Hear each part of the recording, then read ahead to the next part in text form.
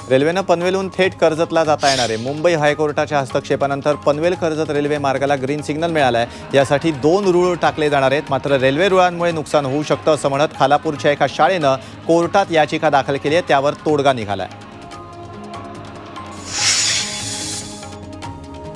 सोलापूरकरांना नवीन वर्षाचं गिफ्ट मिळालं आहे। 45 किलोमीटरच्या रिंग रोडला मान्यता मिळाली आहे। सोलापूर हद्दीतील एकूण 5 विभाग शहराशी सहजपणे जोडण्यात येणार आहेत। या रिंग रोडमुळे शेतकऱ्यांना मोठ्या प्रमाणात फायदा होणार आहे। सोलापूर जिल्ह्यातील केगाव, देगाव, बेलाटी, कवठे, सोरेगाव, कुंभारी, दोड्डी अशी अनेक गावं सोलापूर शहराशी जोडण्यासाठी मदत होणार आहे।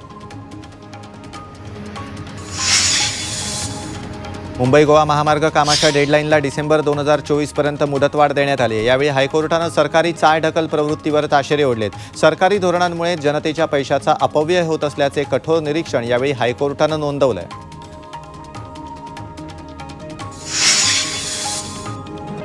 कल्याण स्टेशन परिसरात स्मार्ट सिटी प्रकल्पांतर्गत विकास कामं सुरू आहेत। त्यासाठी रेल्वे आरक्षण केंद्र ते सार्वजनिक शौचालयापर्यंतचा रस्ता रहदारी करता बंद केला जाणार आहे। तसंच काही मार्गावरील वाहतुकीत बदल करण्यात येणार आहे। याची अंमलबजावणी येत्या 4 दिवसात केली जाणार आहे। यासंबंधी वाहतूक पोलिसांनी अधिसूचना जारी केल्या आहेत।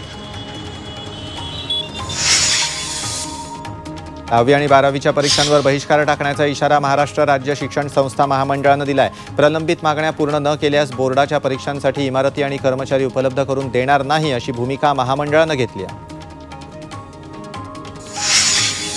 पुण्याच्या सावित्रीबाई फुले विद्यापीठाकडून होणाऱ्या सेट परीक्षेसाठी ऑनलाईन अर्ज प्रक्रिया याच आठवड्यात सुरू होण्याची शक्यता आहे। पुढच्या 2 दिवसात सविस्तर वेळापत्रक घोषित करण्यात येईल अशी माहिती वरिष्ठ अधिकाऱ्यांनी दिली आहे। येत्या 7 एप्रिलला 39वी सेट परीक्षा होणार आहे।